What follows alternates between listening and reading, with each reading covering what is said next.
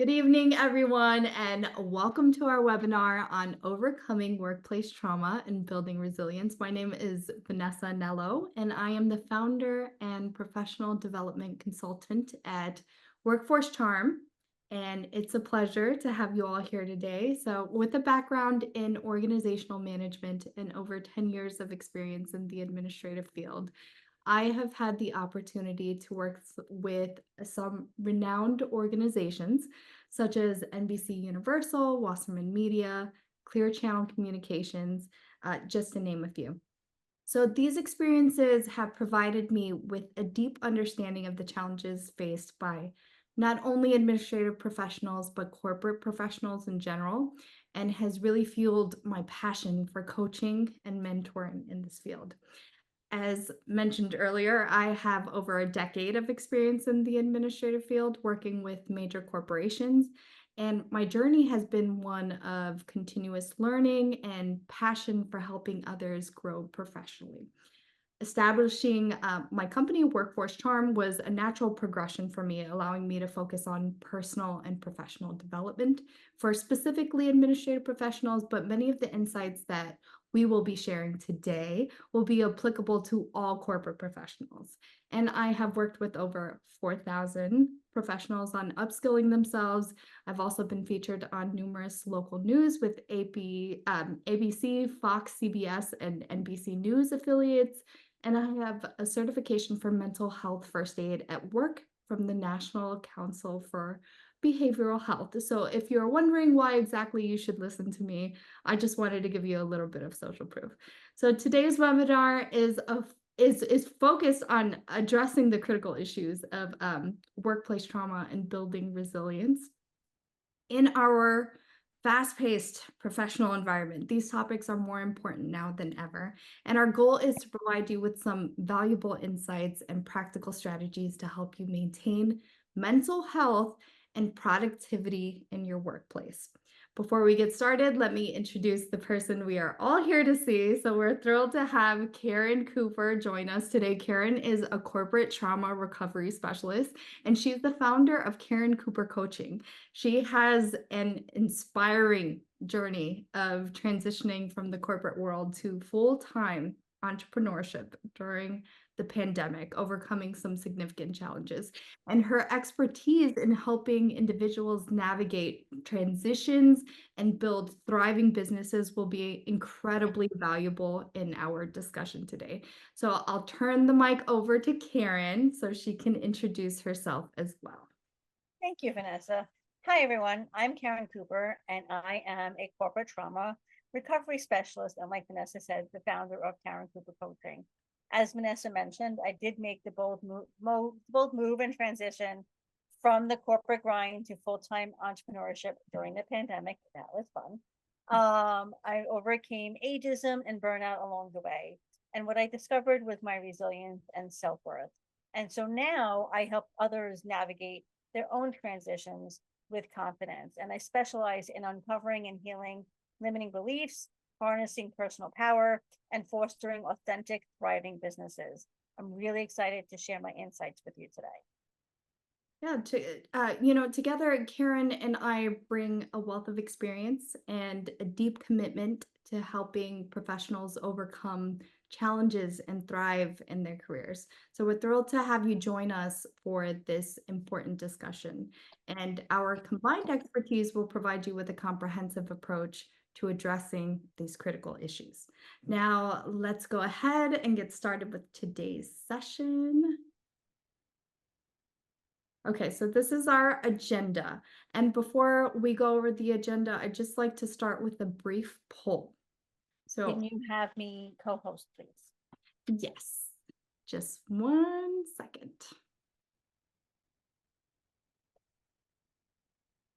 Sorry about that. Well, the poll is, how many of you have ever experienced workplace trauma? Yes or no? And you can also put that in the chat as I work to make Caren the co-host.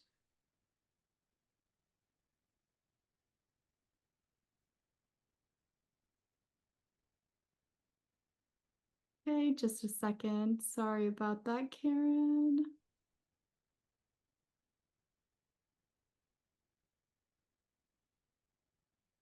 Okay, and you should have it now.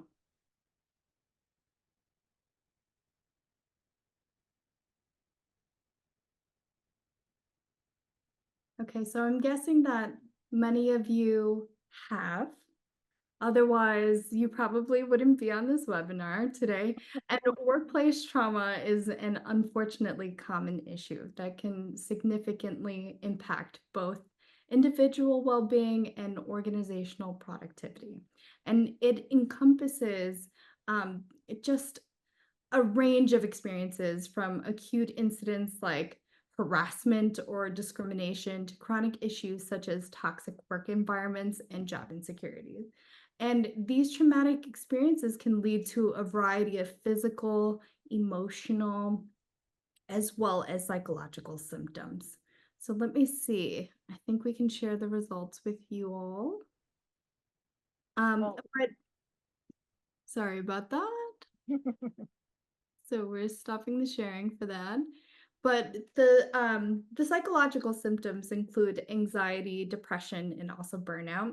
And understanding and addressing these issues is crucial not only for personal health, but also for maintaining a productive and supportive workplace. And in this webinar, we aim to provide you with the tools to navigate these challenges. So we'll start by exploring the different types of workplace trauma and their impacts.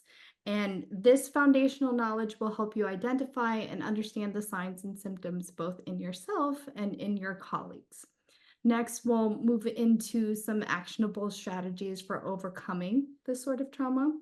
And then we'll discuss some practical self-care techniques and how to incorporate these into your daily routine. So the goal here is to help you to approach challenges with both resilience, but also positivity.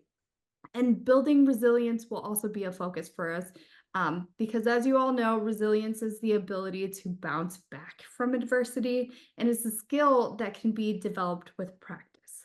So, we will cover techniques to enhance resilience. And finally, we will highlight the importance of mental health in the workplace and how to create a supportive work environment because addressing these topics not only benefits individual employees, but it also fosters a healthier and more productive organizational culture. So our goal today is to empower you with the knowledge and the tools to effectively implement some of these takeaways immediately to improve your professional life. Now, let's go ahead and discuss the importance of addressing these topics. So unaddressed workplace trauma can lead to a range of negative outcomes, including decreased job satisfaction, some higher turnover rates, and diminished productivity.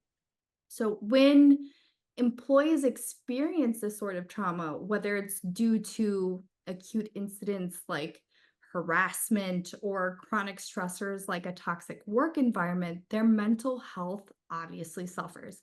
And this can manifest in so many unhealthy ways and even serious conditions that impede their ability to perform effectively.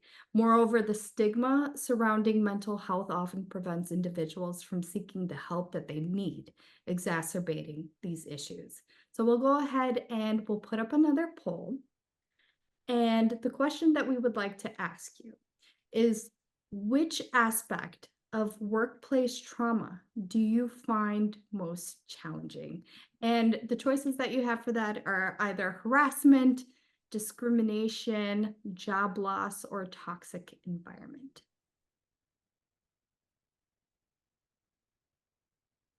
So I'll give everyone a moment to answer the question if they would like.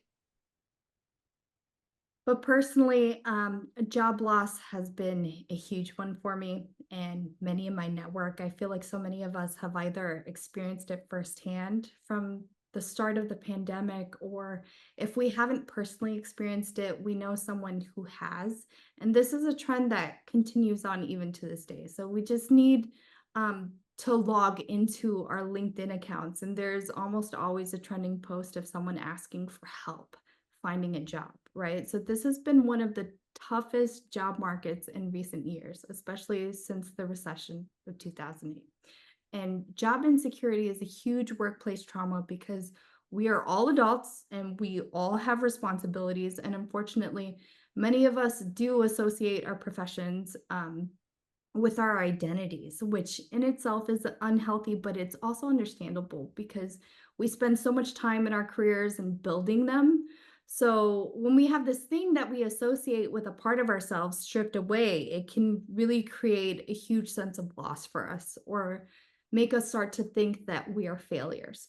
For example, if I associate a great amount of pride in being able to provide for my family and we are a one income household, that is a huge amount of pressure. And if the way that I demonstrate authority to others in my industry is by being connected to a certain big name corporation, then and I'm then let go, that can feel like a personal failing, even if that is not necessarily the case. So if I'm a woman of color who constantly finds herself being dismissed or talked over during meetings or frequently being passed over for promotion, that is also not going to feel good, right? And that is why building resilience is about equipping employees with the tools they need to cope with and recover from these sorts of adversities. And resilience is not about avoiding stress, but about managing it in a healthy way. And resilient employees are better able to handle the pressures of their roles, maintain their productivity, and contribute positively to their teams and ultimately themselves and their families as well. Now, from an organizational perspective, fostering a resilient workforce leads to numerous benefits. When employees feel supported and equipped to deal with challenges, they are more likely to stay with the company. Creating a culture that prioritizes mental health and resilience also enhances the company's reputation. And organizations that are known for taking care of their employees attract top talent and they gain a competitive edge in the marketplace.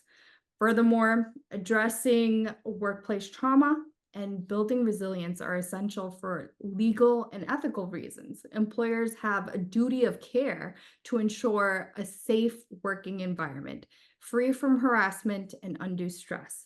And failure to address these issues can result in legal ramifications and damage to the company's reputation.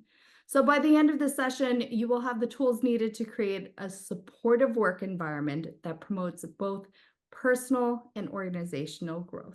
And Karen, over to you on understanding workplace trauma. So thanks, Vanessa. So let's begin by defining what workplace trauma is and the various types it encompasses. Workplace trauma refers to the emotional, physical, and psychological stress experienced by individuals as a result of adverse work conditions or events.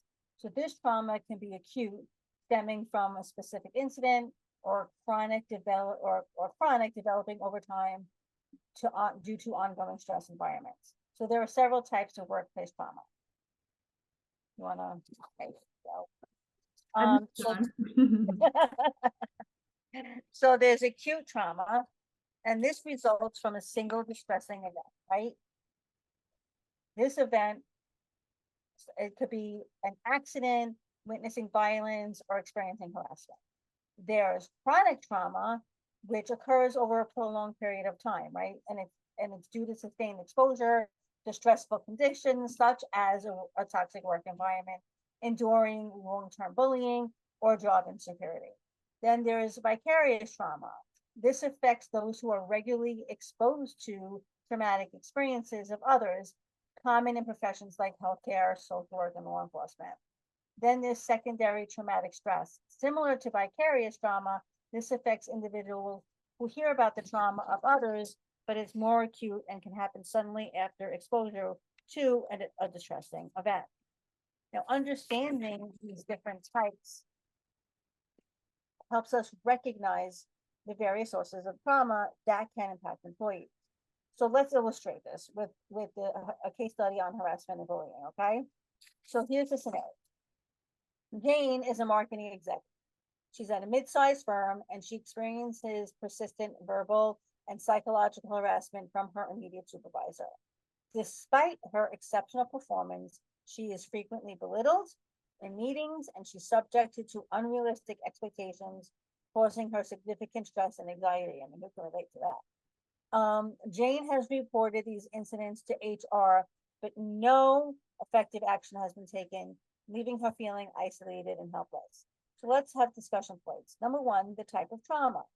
Jane is experiencing both acute and chronic trauma. The acute trauma stems from the specific incidents of verbal harassment, while the chronic trauma results from ongoing psychological stress and unrealistic expectations. The symptoms she has, there's several signs of workplace trauma, right? Including chronic fatigue, anxiety, emotional distress, and performance is beginning to suffer due to her deteriorating mental health. Again, relatable. Impacts. In the short term, Jane's concentration and decision-making abilities are impaired. Long term, she risks developing chronic anxiety and depression, which could lead to burnout and potentially leaving the organization. Seeking support, right? Jane could continue documenting all the incidences of harassment and seek external support from a mental health professional, or she can reach out to me as well. She might also consider escalating the matter to higher management or external regulatory bodies, like me, if internal solutions are ineffective. Organizational response. The organization should enforce, keyword should, enforce strict anti-harassment policies, provide Jane with support through counseling services, and ensure her concerns are addressed adequately to prevent further trauma and retain her valuable contribution to the company. So building on what Caren has explained, let's look at some specific common examples of these. They include harassment and bullying, so persistent offensive behavior directed at an individual, which can be verbal, it can be physical, it can also be psychological. Maybe a senior manager is frequently making derogatory comments about an employee's appearance or work style during team meetings. Maybe an employee is being shunned from happy hour events, or maybe a team leader consistently undermines a subordinate's efforts by setting unrealistic deadlines, publicly criticizing their work without constructive feedback, and excluding them from important meetings and decision-making processes. And this persistent behavior erodes the employee's confidence and their mental well-being. There's also discrimination, which is the unfair treatment based on characteristics like race, gender, age, or disability, and it creates a hostile work environment. And we touched on this a bit earlier with an example, but as another, let's say an older employee, despite having decades of valuable experience, is overlooked for training opportunities and challenging projects. So this can lead them to feel isolated and frustrated.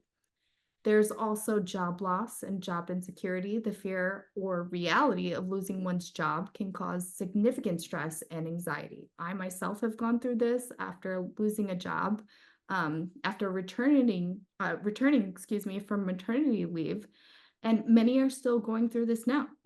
Abrupt loss of employment not only impacts someone's financial stability, but it also impacts their professional identity and their self-esteem, leading to a period of uncertainty and stress about finding new employment. And then there's toxic work environment. This is so prevalent, although I have to say that it seems to have gotten better in recent years due to whistleblowers and policy changes. But it's basically an atmosphere filled with negativity, poor management, unrealistic expectations, and a lack of support. And it creates this pervasive sense of distrust among team members, and it severely hampers productivity and morale. And then finally, there's workplace accidents. So those are the physical injuries sustained on the job, leading to not just physical pain, but also psychological distress. And these examples highlight the varied and often severe nature of workplace trauma, underscoring the need for effective strategies to manage and mitigate its impact. And then recognizing the signs and symptoms of workplace trauma is essential for timely intervention. And these symptoms can manifest in various ways. There's the physical symptoms, which can vary between chronic fatigue, Headaches, gastrointestinal issues, and sleep disturbances.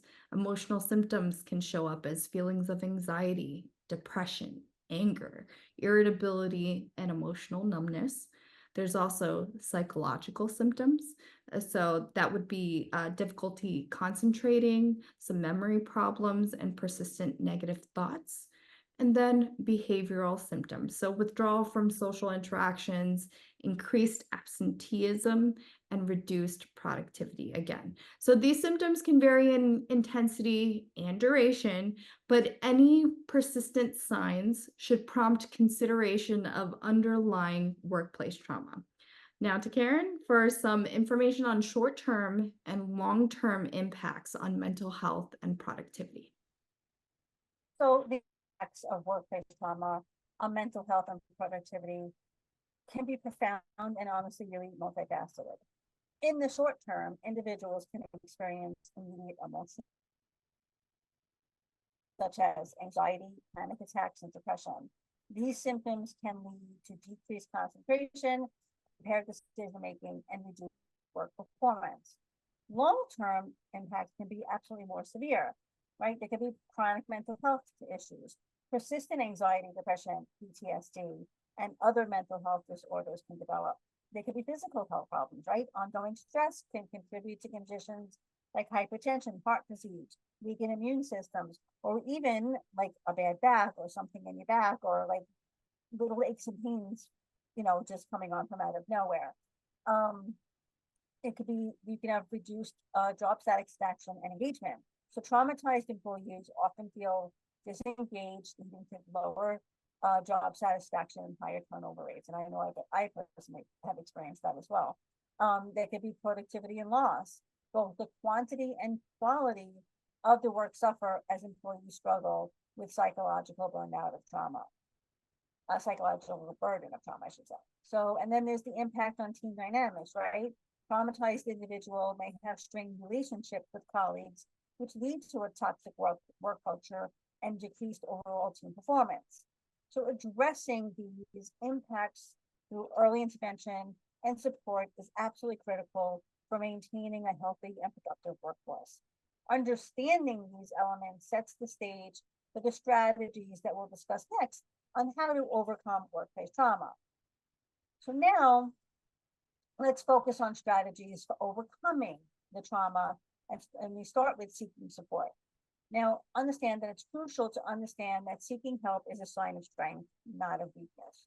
If you're experiencing workplace trauma, reaching out to your human resources department could be your first step. HR can provide resources, mediate conflicts, and ensure your concerns are addressed in a very professional manner. And also, mental health professionals, such as counselors or therapists, are also trained to help you navigate your feelings and develop coping strategies. They offer a safe space to express your concerns and work through your trauma, as do I. So I also, like we said in the beginning, I work on healing and limiting beliefs, and I also coach, with trauma, and I do a lot of these things, and how to feel your feelings, and how to cope with your feelings, and how to show your body, how to connect to your body, and give your body a lot of nervous system love as well. But equally important of all of that as well are support groups, both within and outside of your workplace. These groups can provide a sense of community and understanding, and sharing experiences with others who have faced similar challenges can be incredibly validating and helpful. Building a robust support network is absolutely essential. Within the workplace, identify colleagues or mentors who can offer guidance and support. Establishing these connections can create a more supportive work environment and provide immediate assistance when challenges arise outside the workplace. Okay, consider joining professional networks or community groups. Okay, they can absolutely offer fresh perspective and additional support, whether it's through industry associations, local community groups, online forums. Meetup is a great space for these things. You can just type in like community, meetups, and Meetup is awesome for that. And it can provide a broader base of support for you. So now let's take a breath. And we're going to move on to self-care techniques. It's part of part of taking care of yourself, right? Which is vital for maintaining your mental health and managing your stress effectively. So engaging in regular self-care activities can significantly reduce stress. And I also want to point out self-care. I know everybody says self-care is not selfish, but it really truly isn't. Because when you I shouldn't say when you start, when you take care of yourself, you start to feel good, you feel really good, and that leads out into everything and everyone. Just want to say that. Okay. So mindfulness practices are also really good. Meditation and deep breathing exercises can help you stay present and manage anxiety. These are things that I teach as well. Um, and look and Google breath work, alternate nostril breathing as a part of alternate nostril breathing happens to be my favorite breath work activity. Um, regular physical exercise is also another really good way to reduce stress and improve your mood. Find an activity you enjoy. Okay, it could be yoga, it could be running, it could be dancing. That's my favorite. If you follow me on social media, you know that's my favorite. And if you don't follow me, because I dance every Friday on social media, but make it also a regular part of your routine. Okay, that's important. Consistency is key here when you're doing this. It's not like I'm going to meditate today and not tomorrow. It's a consistent daily practice. Okay, and also engaging in hobbies can also provide a much needed break from work stress and allow you to recharge. And like I said, do it on a daily schedule, even if it's small practices and like taking short breaks throughout the day. A lot of times we go unconscious throughout the day, right? And we don't even realize it. It's like when you drive somewhere and you don't realize how you got there, you just all of a sudden got there. So it's also about taking short breaks throughout the day. What I teach people is to do breathing alarms. You set an alarm on your phone, and when the alarm goes off, you do breath work. So that means you're stopping what you're doing and you're connecting to your body. Okay. Taking short breaks, like I said, getting enough sleep is another good way. Maintaining a healthy diet. These can all have a big impact on your overall well-being. Okay. Create a routine that includes time for relaxation and activities that you enjoy. Now, a growth mindset involves viewing challenges and as opportunities for learning and growth. So even though you're going to experience challenges, it's like, oh my God, not why is this happening to me? This is a challenge. This is something new and different. How can I get through this? Right. So this perspective can help you stay resilient in the face of adversity. Embrace mistakes as learning experiences and remain open to new ways of thinking and problem solving. And don't beat yourself up in the process. Give yourself breaks, by the way. Okay. Emotional intelligence also involves being aware of your own emotions, right? And those of others. And developing this skill can improve your relationships at work and help you manage stress more effectively. Practice active listening, show empathy, and work on regulating your emotions during stressful situations. And by the way, regulating your emotions is like nervous system love, which is like I said earlier. Now, let's dive into seeking professional help, okay, which is also a component of overcoming workplace trauma. Knowing when to seek professional counseling or therapy, or when to call me, quite frankly, is crucial. Okay, if you find that your symptoms are persistent and affecting your daily life and work performance, that's when it may be time to seek help. Signs that you may need professional support include chronic anxiety, depression, sleep disturbances, and difficulty concentrating. So to find a therapist, you can ask for recommendations from your primary care or HR. And many workplaces offer the employee assistance programs, the APs, which is confidential counseling services. Also, online directories and professional associations can help you find quality therapists in your area. BetterHelp.com is also a really great resource. There are numerous resources and support services to help you. Okay, so like I said, the EAPs offer the free confidential counseling that you can do with your employee, and they can connect you with mental health professionals, legal advisor, financial counselors, all the sort. Okay, outside of workplace programs, there's me. Okay, you can call me. I offer free consultations. There's also community resources, right? Such as local mental health clinics. Nonprofit organizations offer counseling services as well. And like I said, online like BetterHelp, Talkspace also provide convenient access to licensed therapists through virtual sessions, which can be really useful if you have a busy schedule or if you just want to do remote interaction. Also, consider exploring self-help books, maybe podcasts and online courses that can focus on mental health and resilience. These resources can complement professional counseling by providing you with additional tools and strategies to manage stress and build resilience. And I just want to add here before I do it in summary, a couple of podcasts that I listen to personally. The How Within by Tracy Litt, Kathy Abundance Ever After, Kathy Heller, Anything by Ed Milet, The Mindset Mentor is another good podcast as well. So just to give you an idea, to give you some help in terms of podcasts, personal development books, Carol Dweck. I know I should mention that later too. I did a lot of mindset books. Jen Sincero, Tracy Litt has a book, The Worthy Human. Jen Sincero has a really good book. Mel Robbins, Ed Milet. So just look for even those names and you can find really cool books. I can start you off. I just started off a little bit. So in summary, seeking professional help when needed is a crucial step, excuse me, in addressing workplace trauma.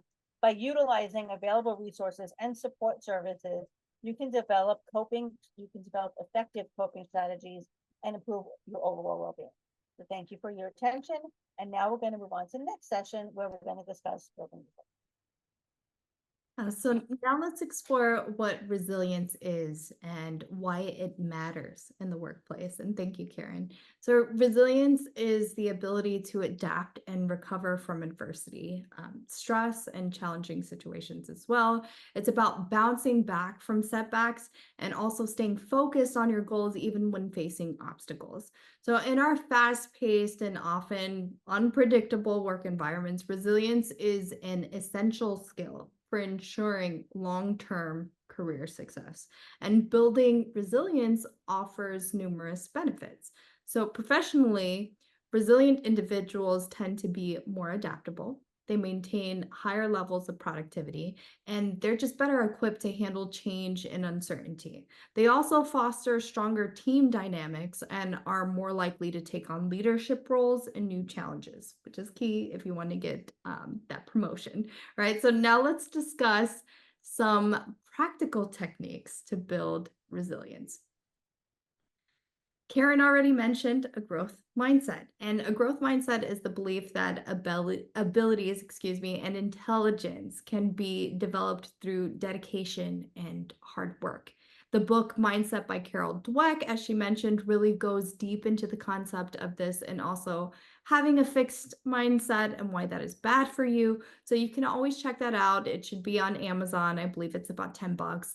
And a free alternative is YouTube. There are plenty of channels that cover this topic.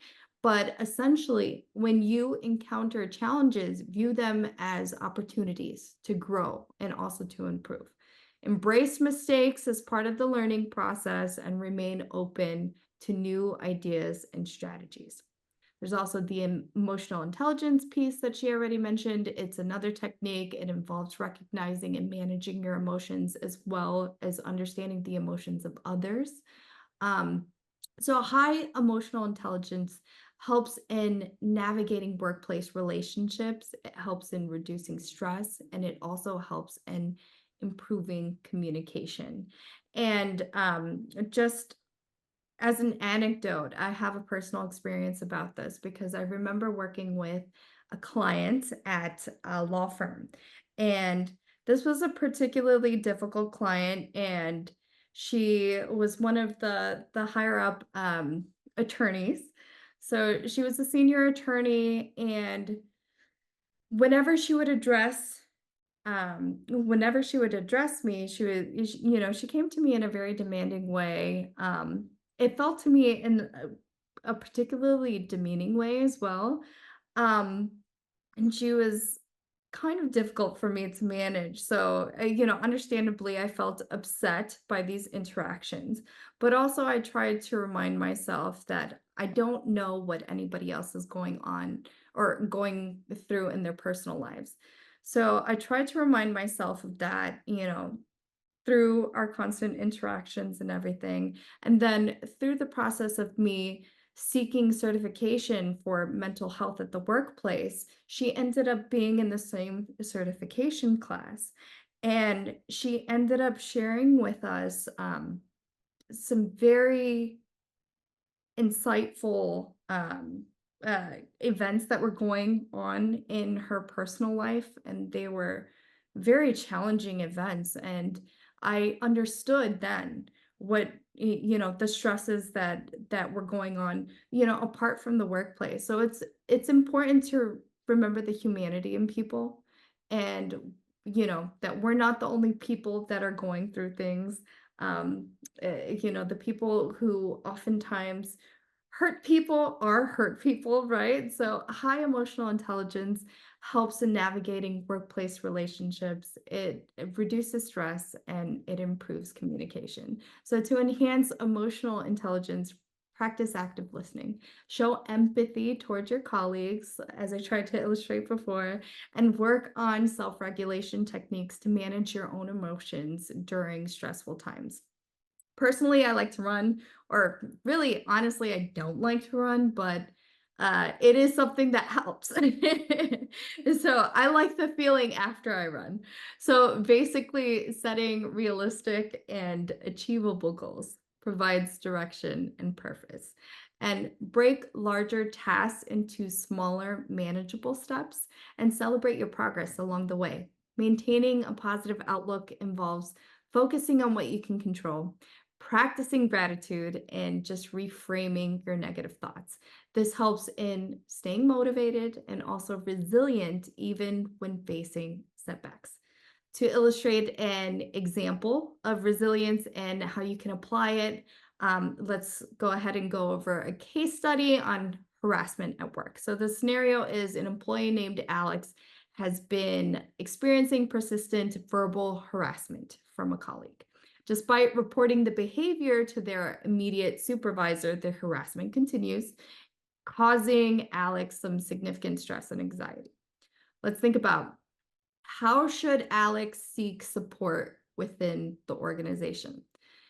He should document the incidents. Alex should keep a detailed record of each instance of harassment, including dates, times, locations, what was said or done, and any witnesses present. And this documentation will be crucial when reporting the harassment to higher authorities within the organization. Caren did mention before, reporting to HR or higher management. Since the immediate supervisor has not taken effective action, Alex should escalate the matter to the Human Resources Department or a higher level of management. Presenting the documented incidents will help HR understand the severity of the situation. They can also request a formal investigation. Alex can request HR to conduct a formal investigation into the harassment allegations, and this may involve interviewing the involved parties and any witnesses, so just be prepared for that, and then seek confidential counseling. Many organizations do offer those EAPs that she had mentioned that provide confidential counseling services. Alex should take advantage of these resources to manage stress and the anxiety that he is feeling that's caused by the harassment. Also, consider a support network. Alex can seek support from trusted colleagues, from workplace allies, or even peer support groups within the organization who can provide emotional support and guidance. There's also your family, external support is also very, very important. And on the flip side, what steps should the organization take to address the harassment and support Alex? They should conduct a thorough investigation. HR should initiate a comprehensive investigation into the harassment claims. They should interview all relevant parties and gather evidence to understand the full scope of the issue. They should enforce anti-harassment policies, and the organization should enforce its anti-harassment policies strictly, ensuring that all employees are aware of the consequences of harassment.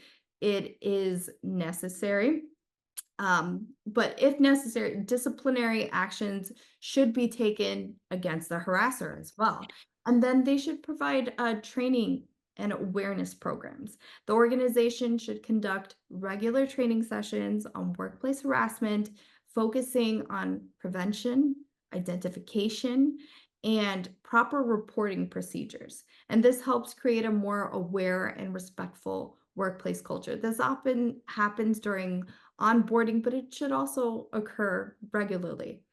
And then offer support services. So the organization should provide access to counseling services, support groups, and other resources to help Alex and any other affected employees to cope with the emotional and psychological impact of harassment. They should also monitor and follow things up. So HR should closely monitor the situation even after the initial resolution to ensure that the harassment has ceased and that Alex feels safe and supported. And regular follow up meetings with Alex can help in this regard. And they should also finally foster a safe reporting environment. So the organization should create a culture where employees feel safe and confident in reporting harassment without fear of retaliation. This includes clear communication about the protection against retaliation for those who report harassment. And this is again important to protect themselves from legal ramifications, but I wanted to go through the steps of what an organization should do as well, so that you know if they're missing any of these steps, they should be providing them and you can request them. So let's now talk about quick resilience building exercises that you guys can practice daily. The first thing is mindfulness meditation. And I know some of you be like, I don't know, I can't sit still. Okay.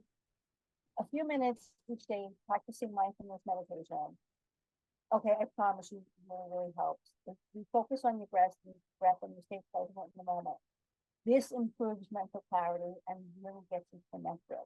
And if you can't, if you're thinking, Caren, I don't know how, I can't sit still, it's really hard. Start with 5 minutes, even start with 2 minutes. Okay, I promise you, I used to be like that. Personally, I'm like meditation, I can't sit still, you bring it down meditation. And I started with 5 minutes, and it took a little bit to build the habit of, you know, quieting down and everything like that. But now it's legitimately something I do literally every single morning. It's phenomenal. And the other way that can really help you is gratitude journaling. So at the end of the day or at night, this is what I'd like you to do. Write 3 things down that you're grateful for. Now, this practice helps shift your focus from positive to focus on the positive aspects of your life and work. And by the way, it's not I'm grateful for my socks because they keep me warm. It's not a list that you're writing down that you just don't even think about. I want you to use this prompt. I'm grateful for blank because blank. So for example, I'm grateful for Vanessa for asking me to collaborate on this webinar with her because I know we are helping so many people this evening with this information. It feels different. You have feeling to it and it starts to embed it. Okay. Also, 3 yay me's. So this is also part of what I teach and what I do myself on a daily basis. So the 3 gratitude statements and 3 yay me's. So yay me for showing up today. Yay me for feeling my emotions today when it was used to an organization for my son, who's my baby, for his college, and I felt the emotions. Yay me for not suppressing my emotions. It could be a future, by the way, you know, yay me for the future. So yay me for, you know, having $1 million in my bank account. I don't know, it could be something like that. Okay. The other way is physical activity, you know, and the reason why some of these are like, yeah, I know you've said this, Karen, is because repetition also builds skill as well, right? Regular exercise absolutely really helps you, like walking, yoga, any activity. And it boosts your mood and energy levels. And by the way, also, I add physical activity does also include dancing, like just get up and dance, shaking your body, moving your body in some way, shape, or form. And by the way, levity, fun for the win always. I want to show you what I have next to my next, but I saw me go to the right. Okay, a friend of mine actually, this is not, I don't take credit for this, but in terms of fun and being ridiculous, okay, because we forget, like none of us are getting out of here alive, people. Not one of us is getting out of here alive. And we might as well have some fun, and we forget to do this. So a friend of mine told me how she has bubbles like everywhere, and I'm like, oh my god, that is like literally the most genius thing I've ever heard. So I bought a thing of bubbles that I have next to my desk, so that when I'm like down or whatever, feeling like whatever, I'm like, oh, I'll blow some bubbles, and it makes me laugh. Or I watch Clipper reels or things like that that make me laugh. It absolutely changes your mood, builds resilience, and it just gets you going in a different direction. And by the way, like I keep saying, consistency is key in building resilience. So make these exercises a regular part of your daily routine. Reflect on your experiences and your progress, by the way. Maybe keep a journal, document like the challenges that you face and how you've overcome them. I actually have my clients do that as well. That's why the yay me's also come into play, because then you can also like yay me, I overcame a challenge today. Regular reflection helps you recognize patterns, celebrate success, and identify areas for improvement. So when you incorporate these techniques and exercises into your routine, you can strengthen your resilience, you can improve your mental health, and you can enhance your ability to navigate workplace challenges effectively. We'll now be opening the sessions. For any questions on any of the topics covered, or even if anyone wants to share any personal experiences, we would love to hear it. If not, no worries. We do have a few frequently asked questions that we can cover as well. So, are there any questions from anyone? I know some people are watching on LinkedIn, and I've been looking for that as well. So the frequently asked question, I think you can cover this one. I know that one of them is, how can I incorporate self-care into my daily routine without feeling overwhelmed? Yeah, I know, as someone who used to be like, I don't have time, and I'm pretty sure a lot of you can relate to that comment, right? It's like, how do I incorporate it if I don't have time? And one of the things I teach also is we are time, but I understand you may think I'm insane for saying that right now. So here's some practical ways that you can do that, right? Start small. Start small. Begin with simple activities that require minimal time and effort. Maybe take a 5-minute break to stretch, right? Maybe take a 5-minute break to meditate. And like I said, the breathing arms, I said earlier about the breathing arms, those are also really great ways to add self-care into your routine, because whatever it is that you're doing, and even if you can't like do alternate mouth breathing, which is this, even if you're sitting wherever you are and just breathing in, that helps as well. And those small habits become ingrained and and you can add more as you feel comfortable. Okay. And schedule it, guys. You schedule, I don't know about you, my calendar's next to me, schedule everything. Okay. So treat self-care as an important appointment. Block out specific times in your calendar, okay, for activities like exercise, reading, or hobby. Again, consistency is key in building the habit. Combine activities. You can incorporate self-care with your daily tasks, right? For example, listen to an audiobook or a podcast while commuting, or practice mindfulness during a lunch break. I actually used to do that. So, personal note, I used to commute from Staten Island to Tarrytown for one of my jobs, and 100% I would listen to on the way to work. I would always listen to some sort of podcast or Same. some sort of personal development, something or other, on the way to work all the time. On the way home, my distress was listening to music and doing car concerts. By the way, another thing is I call them car concerts. We just sing on the top of the lungs in the car. Awesome way to do that too. Sleep. Oh my God, I don't need that much sleep. You really do. So rest, and by setting a regular sleep schedule, quality sleep is very foundational to overall well-being and resilience. Technology, okay, leverage apps that are designed to promote mental health and self-care. Calm and Headspace and Happify offer guided meditation relaxation techniques and activities to boost your mood. And here's a big one. Um, boundaries.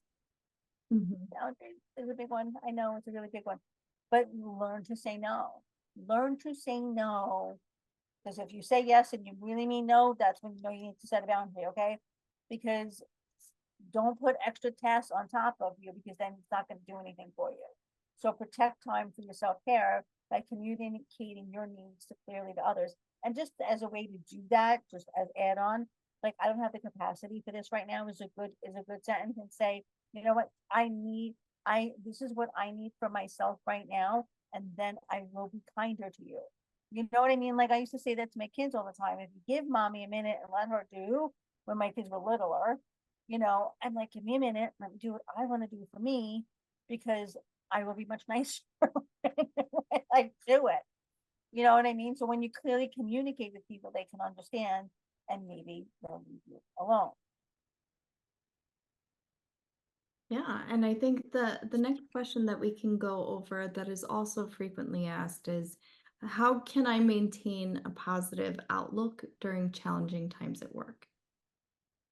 This is an interesting, and I live this myself a lot of days. Okay, um, one of the ways is to reframe challenges. Okay, so we try to view obstacles as opportunities for growth and learning.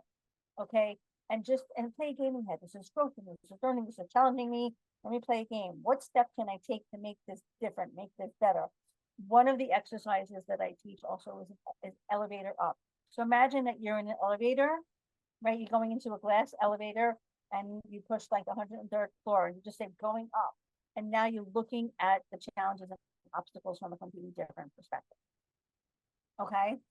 Stay connected is another way. Build a support network of colleagues, friends, family. Sharing experiences and receiving encouragement can also help you stay positive. Like I said, gratitude. We talk about gratitude a lot because it really is. Because when you are gratitude, oh my God, I'm grateful for the train.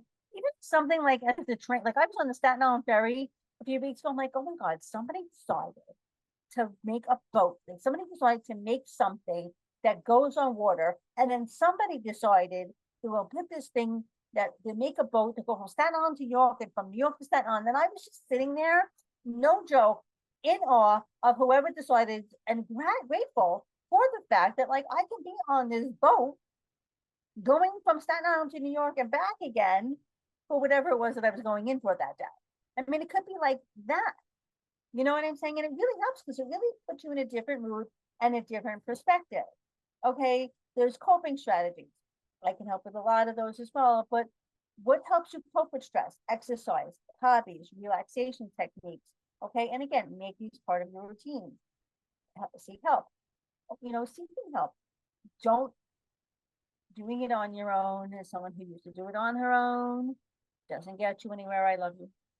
I say that with love and affection, but it really doesn't. Asking for help, asking for support, having someone guide you is not the end of the world because they'll give you strategies and tools, and that will help you manage your outlook and absolutely transform your life. And I'm going to say that with absolute certainty, whether it's myself or someone else. Okay. And focus on what you can control, right? And concentrate on tasks and actions that are in your control. And you have to let go of what you can't change. And this can reduce feelings of helplessness and increase your sense of agency. And I want to add to that is also if you continuously are focusing on there's a problem, there's a problem, there's a problem, if you're focusing on all the bad, that's what that's what's going to come to you. So I know it's a little bit challenging when you're dealing with all of these things and it's challenging and whatnot. But you can even say to yourself, I know this is a challenge, you know, but what can I focus on that brings me joy? And whatever that may be in the moment, okay, but I still get to go home to my kids. I still get to do this and, whatever else, that kind of a thing. Because what you focus on, you find.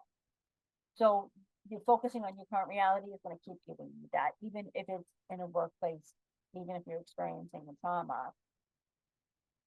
What can you focus on differently? Mhm. That will help you.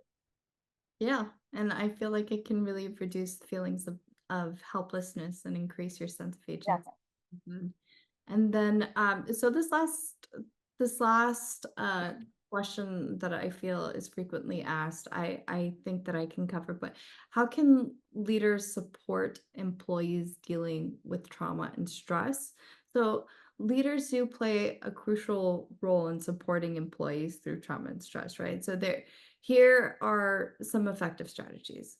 I feel like they can create a safe environment, so creating or fostering an inclusive workplace culture where employees feel safe to express their concerns without fear of judgment or retaliation.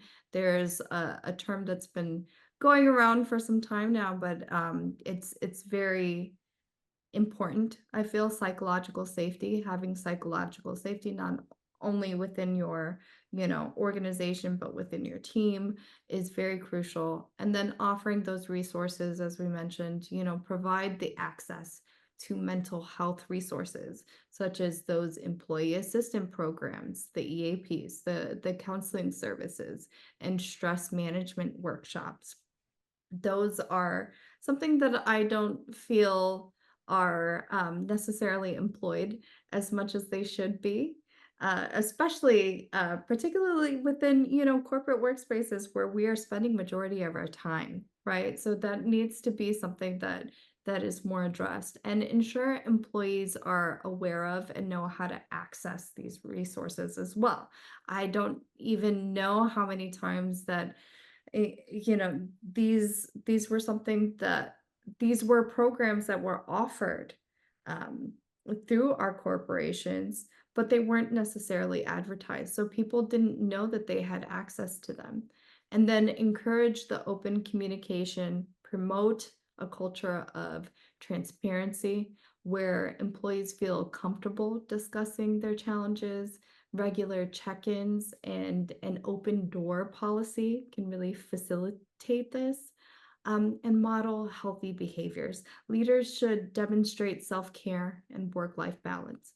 When employees see their leaders prioritizing well-being for themselves, they're more likely to follow suit. I think I saw something on LinkedIn earlier this week, even, and there's this woman that I follow. Her name is Lila Harmozy.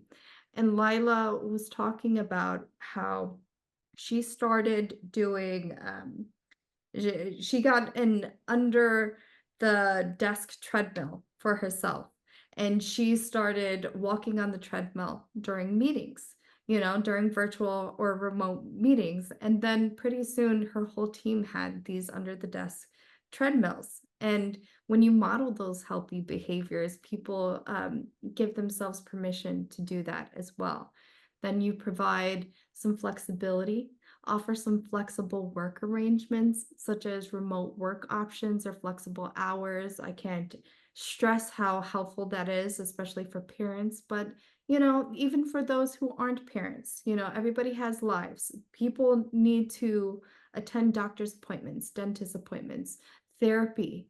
That shouldn't be, I think, something that people should, take during their lunch hour. If they need an hour during the day to, have a therapy appointment, allow that, because at the end of the day, a more productive employee helps the company overall.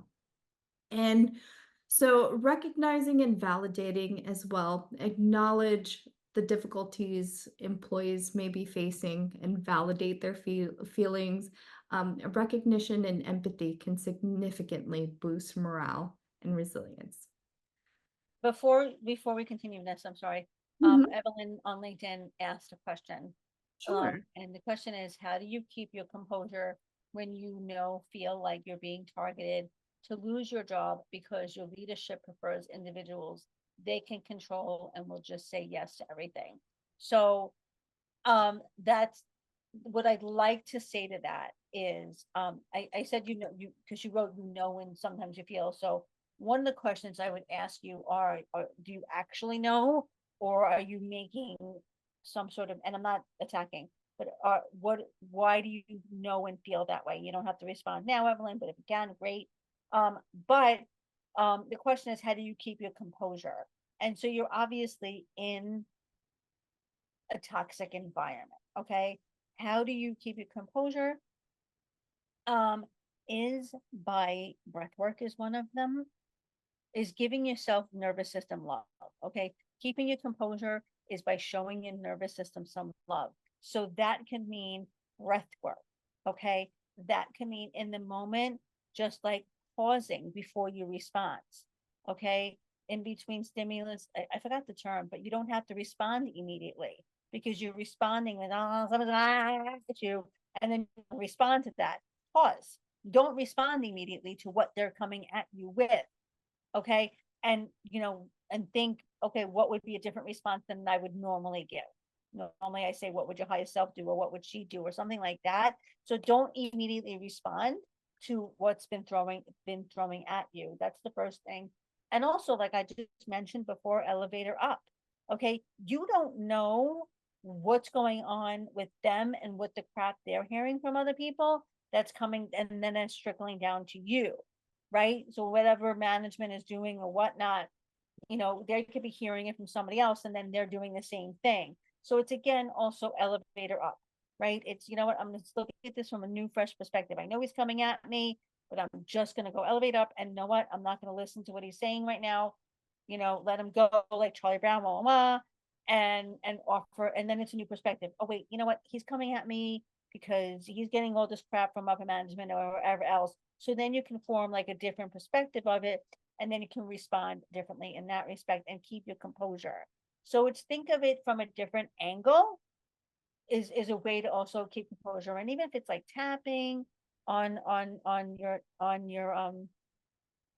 chest a little bit, also helps connect with your nervous system, because a lot of times, especially when that happens, we're wired for survival, and people coming at us, we're just like, out of whack.